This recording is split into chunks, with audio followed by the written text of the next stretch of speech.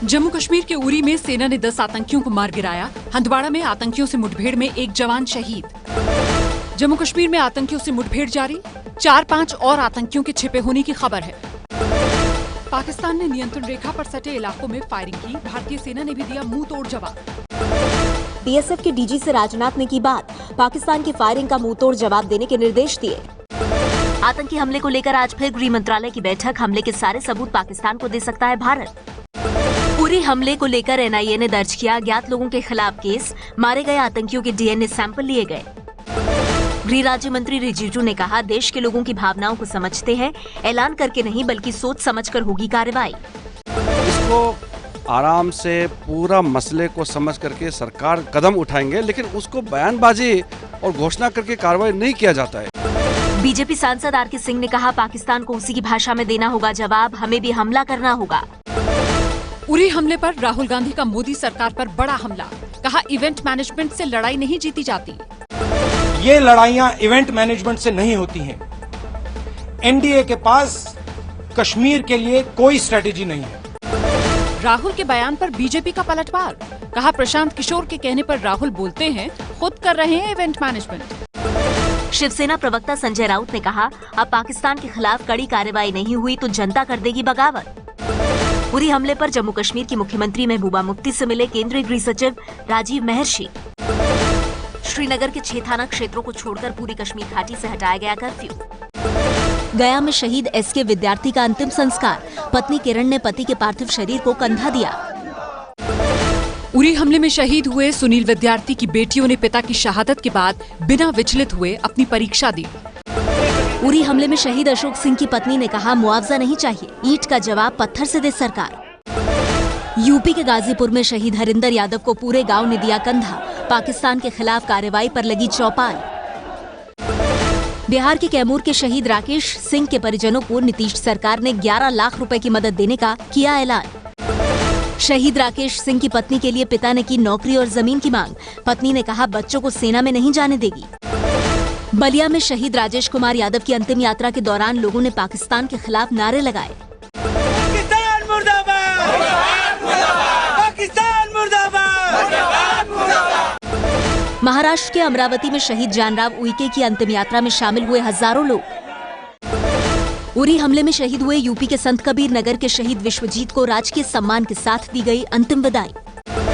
राजस्थान के राजसमंद में शहीद की बेटियों का रो रो कर बुरा हाल, 6 साल के बेटे ने दी मुखाग्नि। दिल्ली के बुराड़ी में एक महिला की सरेआम कैंची से 25 बार गोद कर हत्या, किसी ने नहीं की बचाने की कोशिश। हमला करने वाले सुरेंद्र की लोगों ने जमकर पिटाई की, पुलिस को सौंपा, युवती को काफी दिन से परेशान कर रहा था। बेरहमी से हत्या के बाद नाराज लोगों ने सड़क पर उतरकर प्रदर्शन किया, दिल्ली पुलिस के खिलाफ नारे लगाए। बेरहमी से हुई युवती की हत्या पर गृह राज्य मंत्री किरण रिजिजू ने कहा, पुलिस कमिश्नर से करेंगे बात। दिल्ली में 3 लोगों की बेरहमी से हत्या, दामाद पर ससुर समेत 3 लोगों की पीट कर हत्या करने का आरोप। नंदनगरी में हुई हत्या के पीछे मकसद सामने नहीं आ पाया है, बताया जा रहा है कि पैसों को लेकर चल रहा था विवाद। 85 लोगों को अवैध नौकरियां देने पर दिल्ली महिला आयोग के अध्यक्ष मालीवाल के खिलाफ एसीबी ने दर्ज की एफआईआर। मालीवाल ने अपने ऊपर लगे आरोपों को गलत बताया, कहा नियमों के हिसाब से हुई है नियुक्ति, झूठे आरोपों से डरने वाली नहीं। मालीवाल की बर्खास्तगी की मांग को लेकर दिल्ली बीजेपी के नेता उपराज्यपाल नजीब जंग से मिले। दिल्ली के डिप्टी सीएम सिसोदिया ने कहा, दिल्ली को बनाएंगे मच्छर मुक्त, 22 सितंबर से हर गली में होगी फॉगिंग। किसान यात्रा में यूपी के जालौन में बीजेपी पर बरसे राहुल, कहा जहां चुनाव होता है वहां बीजेपी के लोग कुछ न कुछ लड़ाई करा देते हैं। कानपुर में राहुल ने कहा, मायावती और मुलायम मोदी सरकार के खिलाफ नहीं बोल सकते क्योंकि सीबीआई का रिमोट कंट्रोल मोदी के पास। प्रियंका गांधी को लेकर राहुल का पहला इंटरव्यू, कहा सबसे ज्यादा बहन पर भरोसा, लेकिन राजनीति में आने का फैसला उनका। प्रशांत किशोर पर राहुल ने कहा, रणनीति नेता बनाते हैं लेकिन इनपुट और प्रचार का काम प्रशांत का। समाजवादी पार्टी के महासचिव बनाए गए अमर सिंह, अखिलेश शिवपाल की लड़ाई में बाहरी के तौर पर उछला था नाम। कैबिनेट बैठक के दौरान साथ दिखे सीएम अखिलेश यादव और चाचा शिवपाल, बोले समाजवादी परिवार एक है। लखनऊ में सीएम अखिलेश यादव ने दी पार्टी कार्यकर्ताओं को नसीहत, कहा एक साथ मिलकर काम करें कार्यकर्ता। बैठक में अखिलेश सरकार ने लिए कई अहम फैसले, अब जिला अदालत के वकीलों को भी मिलेगा फीस और भत्ता। अखिलेश सरकार ने दी भदोही जिले को सौगात, 50 करोड़ की लागत से बनेगा कॉर्पोरेट डिजाइनिंग इंस्टीट्यूट। वाराणसी में पूर्वांचल राज्य की मांग को लेकर प्रदर्शन, ट्रेन रोकी, कड़ी मशक्कत के बाद लोगों को हटाया गया। वेतन बढ़ाने की मांग पर यूपी के करीब 22 लाख शिक्षक और कर्मचारी हड़ताल पर। यूपी के बिजनौर में हुए सांप्रदायिक दंगों में बीजेपी कनेक्शन आया सामने, बीजेपी नेता ऐश्वर्या चौधरी को ढूंढ रही है पुलिस। पिछले शुक्रवार को बिजनौर में कुछ छात्राओं से छेड़छाड़ के बाद भड़की हिंसा में 4 लोगों की हुई थी मौत।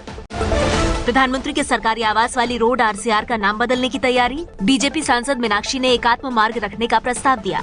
टैक्स दफ्तरों में अब सीबीआई के फोन नंबर वाले बोर्ड लगाने होंगे जरूरी, 30 दिन के अंदर लागू करना होगा आदेश।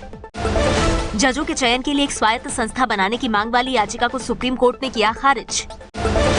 केंद्र सरकार ने स्मार्ट सिटी की तीसरी लिस्ट जारी की, लिस्ट में 12 राज्यों से 27 शहरों को किया गया शामिल।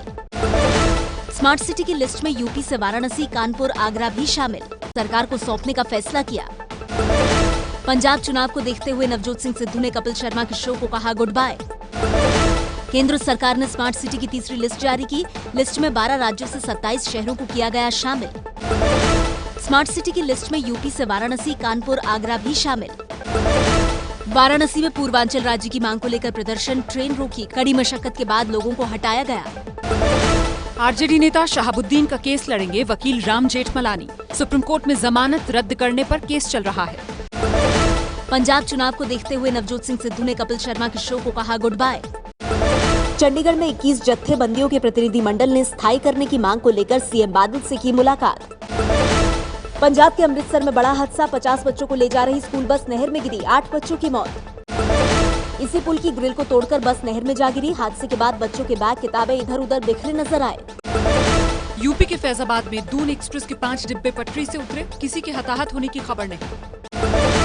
कोलकाता से गुवाहाटी जा रहे एयर इंडिया के विमान में बम होने की सूचना से हड़कंप, जांच के बाद गलत निकली खबर। कोलकाता एयरपोर्ट पर विस्फोटक सामग्री के साथ शख्स गिरफ्तार, दिल्ली जाने की फिराक में था संदिग्ध।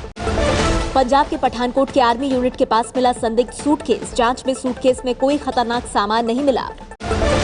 पंजाब के अमृतसर में पर्स लूटने की कोशिश में बदमाशों ने काटा महिला का हाथ, अज्ञात बदमाशों पर केस दर्ज।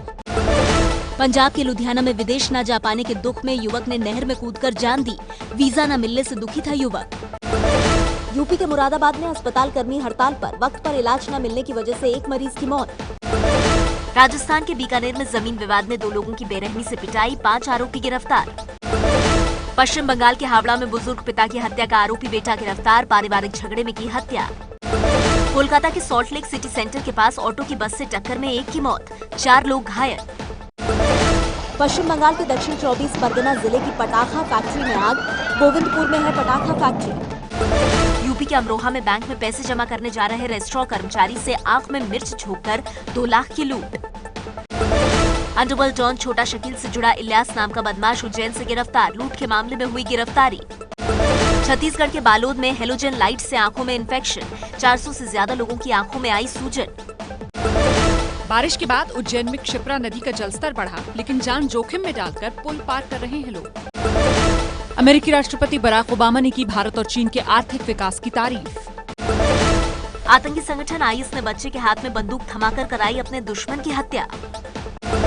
एशियाई देश थाईलैंड में नदी में डूबी नाव, अब तक 18 शव बरामद, कई लोग लापता। जापान में मालाकास तूफान की वजह से तबाही और बाढ़ का मंजर, नोबिओका शहर में बिजली सप्लाई कटी। ऑस्ट्रेलिया के पर्थ चिड़ियाघर में कछुए ने मनाया 50वां जन्मदिन, कछुए को जन्मदिन पर फलों से बना केक खिलाया गया। अब रेलवे के सभी कर्मचारी नई ड्रेस में आएंगे नजर, फैशन डिजाइनर ऋतु बेरी ने डिजाइन की रेलवे की नई ड्रेस। गूगल पिक्सल स्मार्टफोन की तस्वीरें लॉन्च से पहले ही हुई लीक, 4 अक्टूबर को लॉन्च हो सकता है स्मार्टफोन।